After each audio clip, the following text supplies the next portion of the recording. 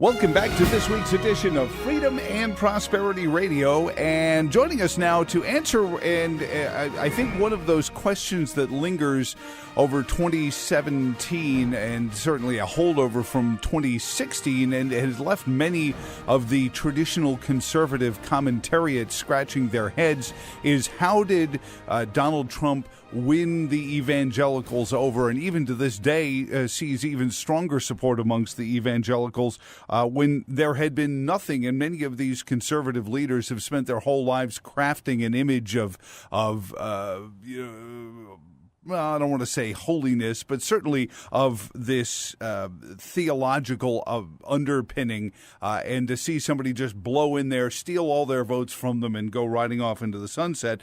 Joining us, the author of Trump's Second Revolution, Stephen Strang, is on with us. And Stephen, Merry Christmas to you, and thanks for joining us this week on Freedom and Prosperity Radio. How are you doing?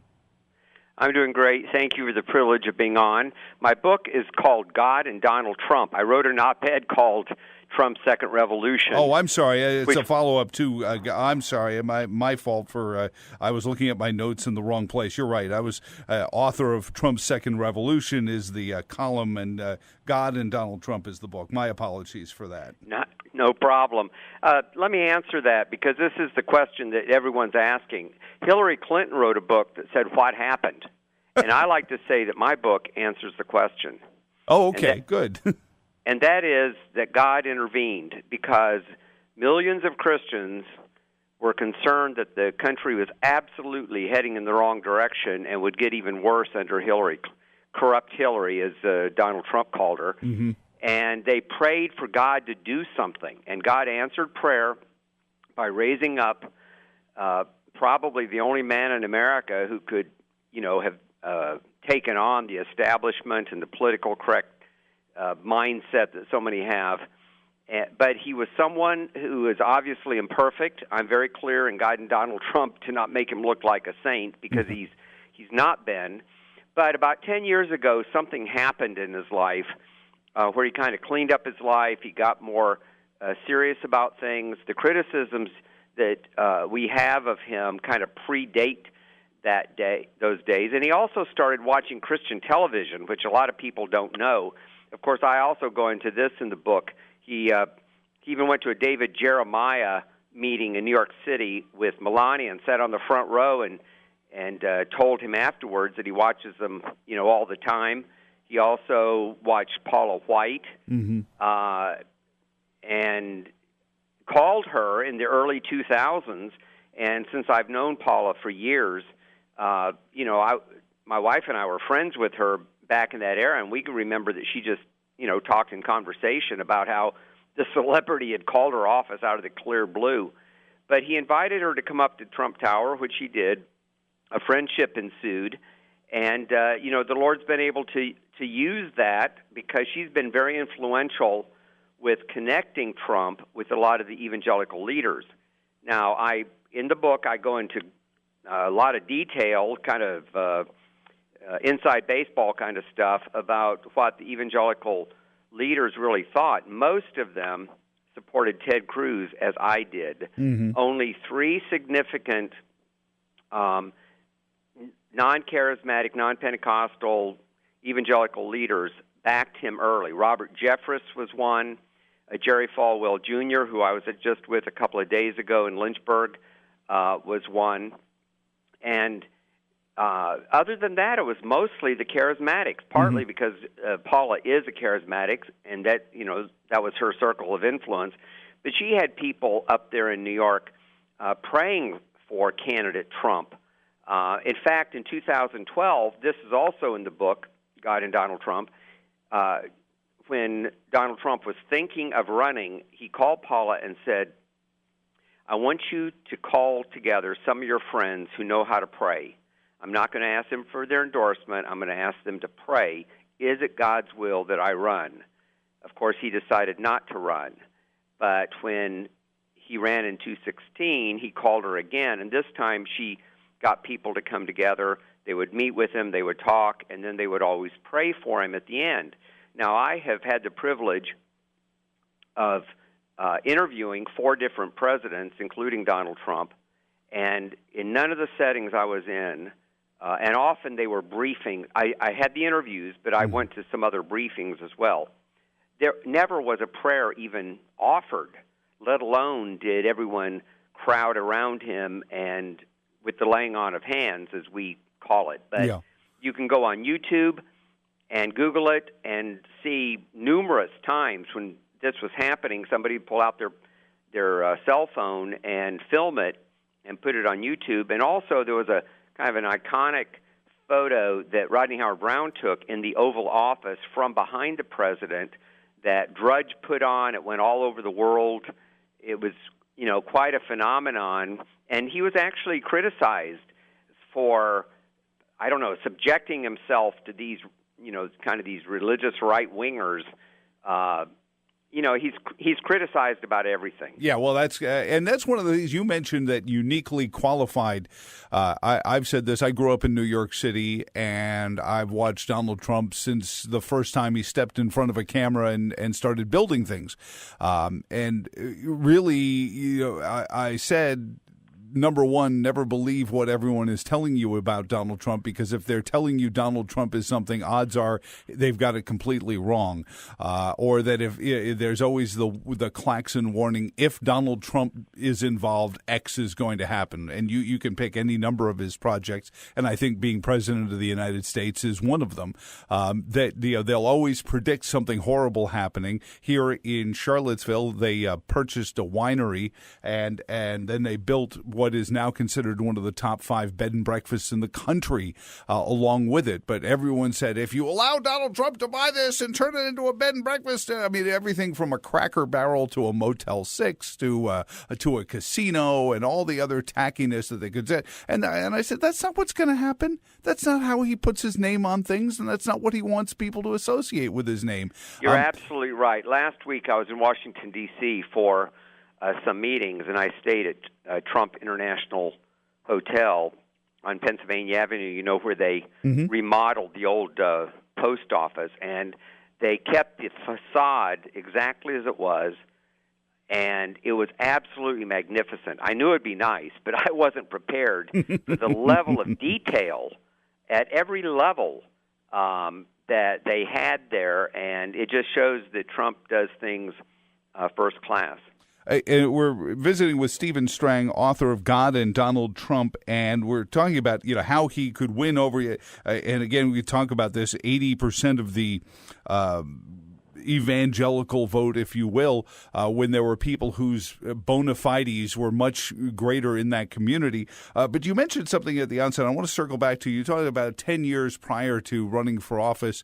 I know that Jimmy Carter made quite a great deal out of his being a born-again Christian and actually wore it on his sleeve quite a bit. Donald Trump doesn't speak quite a lot about this, but is that the kind of I did not know about this 10 years ago. What happened 10 years ago that awakened this side of Donald Trump that if you could share that with us, we'd appreciate it. Well, let's go back even further.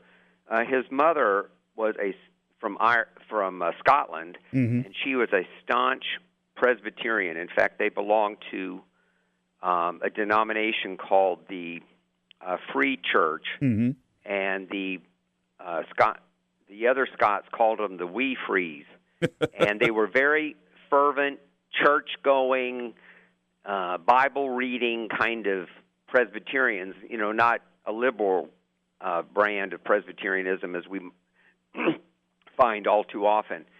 And she made sure that her kids were raised in the Presbyterian Church. So Donald Trump was confirmed at age 11. His mother gave him a Bible, which he actually used for his oath of office on Inauguration Day. They were churchgoers. They went to the oldest Presbyterian church in America. I document all this in God and Donald Trump. Just that he had an underpinning. And, as an adult, he lived the life of a billionaire playboy, let's face it.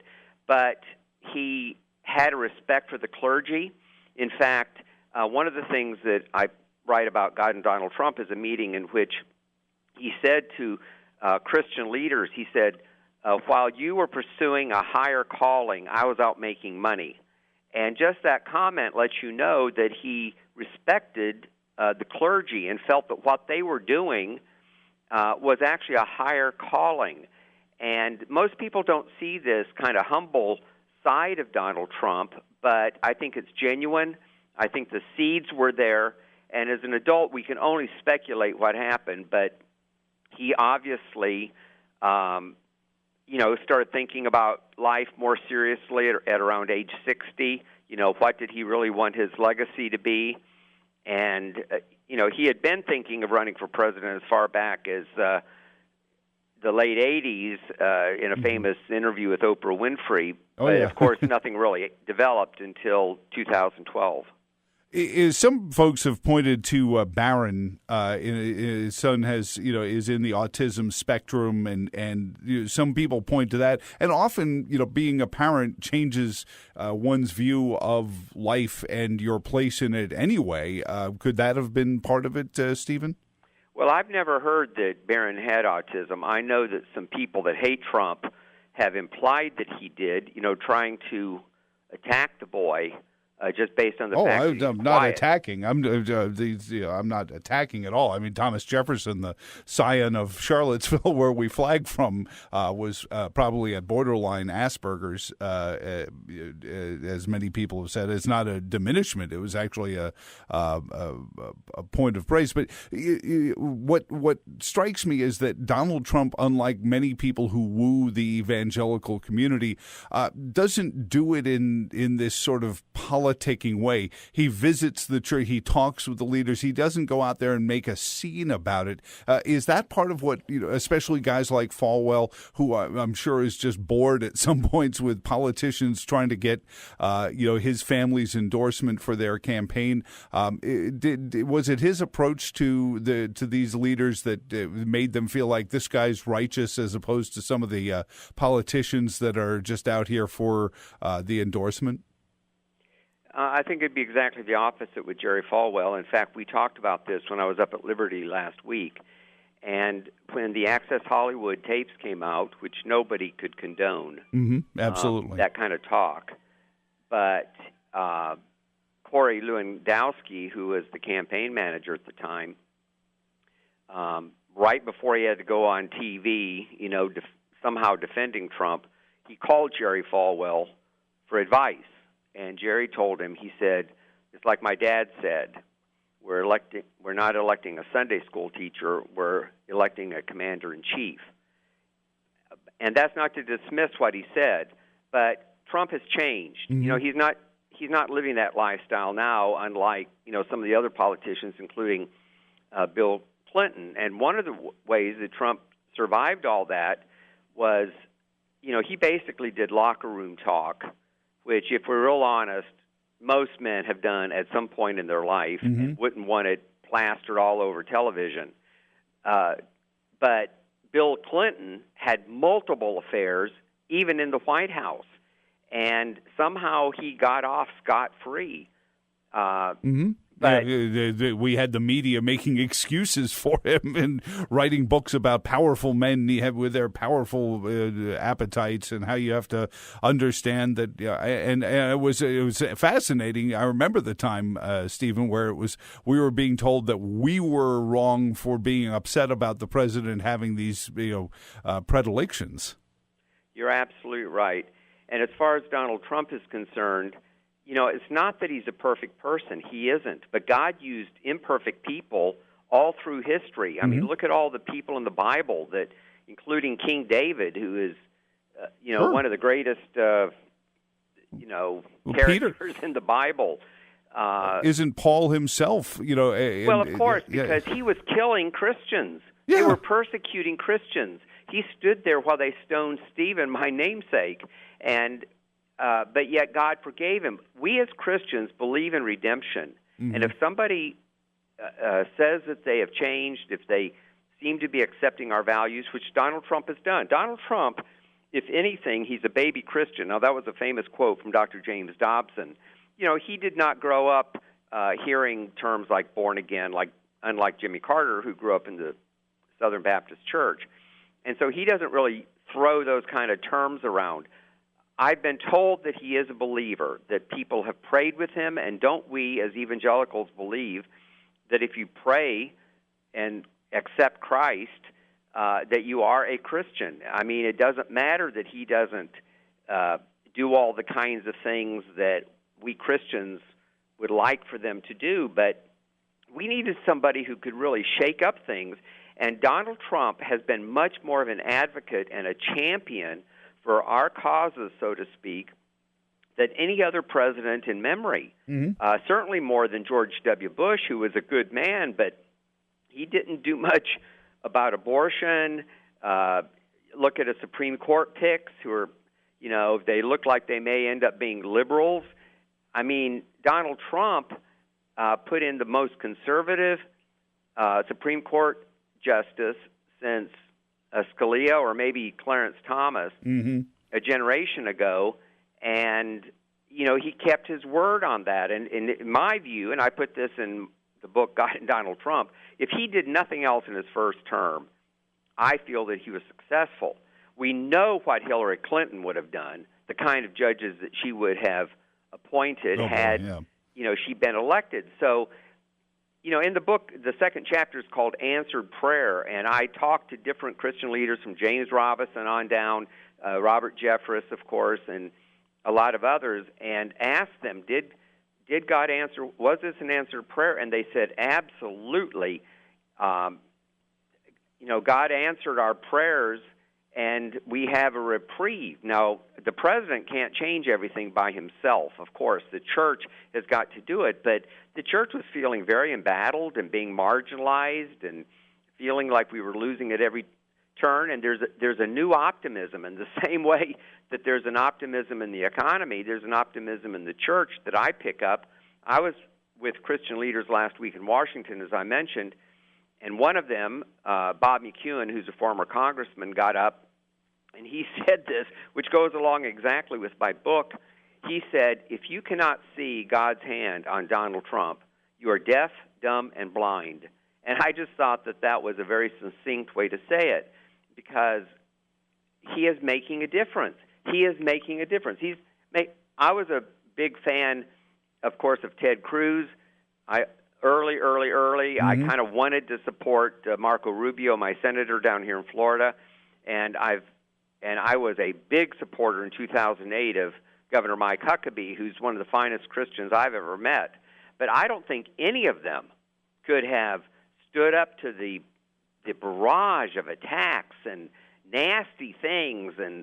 But Donald Trump, it doesn't seem to bother him. If anything, that he seems to thrive on it.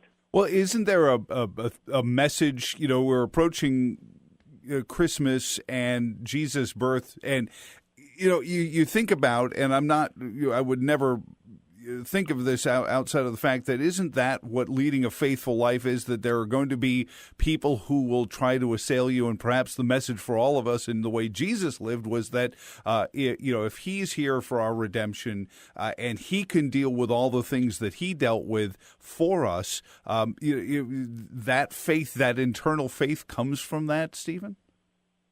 I think that you're right, but let's also, as Christians, we believe that God is sovereign, and if he's sovereign, he has a will. And listen, I've hung out with Christian leaders all the way back to the Bush years, even before that, but that was the first time I ever went to the White House. And people would talk about, who could win the primaries or who was strongest against abortion or something like that. Never did anyone say, what is God's will? But I believe as Christians that we need to do that. So, but as and bringing our country back, and this country has done more for religious freedom and for the church than any ever in the history of mankind. And I truly believe that as long as we stay strong, religion stays strong because it's on us. It's not dictated to us from the government. We don't have to follow the government's orthodoxy, Stephen. And we've watched as dictator after dictator try to insert themselves in between us and God. And so I think that there is an important lesson to be learned in your book, which, by the way, give the listeners a good, is it just best through Amazon, or should they go to you directly at Charisma Magazine to get the book, God and Donald Trump, for perhaps somebody's Christmas gift list or anything like that? It's a perfect Christmas gift.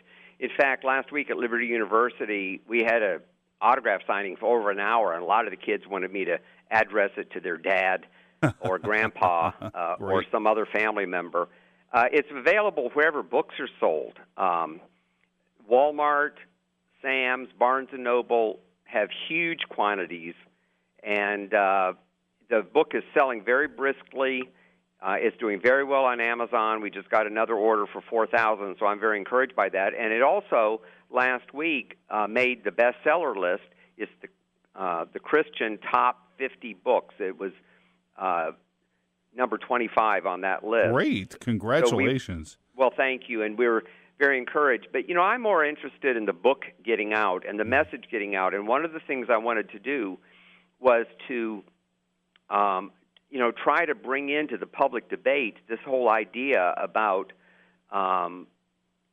where is God in all this? Because I've read a whole bunch of Christian books I've read a whole lot of books about Trump, including the one that just came out last Tuesday by Dave Bossie and Corey Lewandowski called Let Trump Be Trump. And I started reading it because I was going to be meeting them, and finished it this weekend, and it's an excellent book. But they barely even mention evangelicals at all, and evangelicals were probably the deciding factor in his election. Oh, absolutely. And both of them are very, very open to evangelicals. Both of them are Catholic. They're both very warm with Jerry Falwell. We were there together at Liberty University. But George Barna wrote a book that does go into the evangelical vote. It's all from polling and all that kind of stuff, but not really the spiritual aspect. And I try to bring that out in my book, God and Donald Trump, not in an emphatic way, but to try to make the case to the reader so the reader can draw their own conclusion that something happened in this election and God's hand is somehow on Donald Trump. And also, we as believers need to support him and we need to pray for him. Well, and absolutely. Now, you speak in the book about the possibility if things keep going the way they are, and I see it both on an economic level. I think the same kind of thing that happened in 1984, where the American population turns around and it's a runaway for re-election in 2020. You talk about him possibly getting 400 electoral votes. Well, Steve Bannon is one that said that, of course, and I just agree with him because I see a groundswell. People, as the economy improves and as people see that he's not the nutcase that, the liberal fake news media tries to make him out to be, that he's actually an effective leader. Thank God we finally have a leader in the White House who will stand up for America's interest and try to put the nation, ahead of his own personal and political ambitions. So, I think that this is a pivotal, historic period in our nation, and I actually felt like I was, in a way, writing history because I was trying to get on the record some of these things that were happening. Well, I appreciate it. Having worked in the traditional news media before, you were a reporter for, was it the Orlando Sentinel, Steve? That's where I started my career when I graduated from the University of Florida. I thought I wanted to spend my career as a newspaper reporter, and it was a very interesting experience. And back then, the press was very liberal, even though the Sentinel back then was considered a more conservative newspaper. They have since gone very, very liberal. But I determined fairly early on that I was not interested in that and had the opportunity to start a small magazine, which by God's grace, grew and has become our flagship and the start of everything else that we've done since then. Well, and certainly you've got to feel like, and I do every day, I have dear friends that work in the media, but boy, we can be a shallow puddle sometimes, and I don't know if it's the nature of the business that breeds this sort of fragility of conviction, but we can kind of go wherever the wind blows us sometimes. And I appreciate what you do with Charisma Magazine as well, and Stephen, I do appreciate the book. With Jerusalem, with some of the trade deals, everyone is out to, as I said earlier, make it like, oh, Trump is a nationalist, when then he's cutting these great trade deals where China is buying airplanes from us instead of us buying things from China, and we're making progress in all of these places. Economically speaking, not just the theological side of it, not just our relationship with God, but our ability to not fall prey to our weaknesses when we have the ability to feed ourselves, to house ourselves, to do those things that then we can be faithful citizens. And I think that's where the golden age is still to come. I think you're absolutely right, and I hope that when people read my book, God and Donald Trump, they'll see what God is doing, not only from a spiritual view, as you said, but also with things like the economy, because finally we have a leader in there, a businessman who knows how to get things done. And isn't it sorry that things got so out of whack that we've had weak leaders, and there's all this about the deep state now. These people get in the bureaucracies and things stay the same regardless of which party is in power. And Donald Trump is trying to break that up. He calls it draining the swamp, and I'm glad he is. And I think that he'll be successful. Now, the news media keeps saying, oh, this is going to do him in, that's going to do him in. But they have been saying that every single day since he came down the escalator in June of 2015 to announce that he was running for president. And, we could go through all the examples, and he seems to survive all of it. He seems to be made out of Teflon in that way. Yeah, well, and certainly I think one of the biggest steps was somebody as faithful a leader as Mike Pence, working with President Trump and then candidate Trump, I think certainly went a long way into the evangelical community, where some people said, well, hold it. If Mike, who has always been a very, very faithful leader in all of his elected offices, is good with this guy, maybe we should buy into it as well. I agree, and I make that point in God and Donald Trump, that when he picked Mike Pence as his running mate, that sent a signal to the Christian community that he could be trusted. And Mike Pence is the image that Christian leaders want in the White House that you were referring to earlier. And I hope and pray that his being vice president is getting him teed up to be president, in 2024. Great. Absolutely. And well, thank you so much, Stephen Strang, for writing the book in the first place, God and Donald Trump. Again, available Amazon, but also wherever books are sold.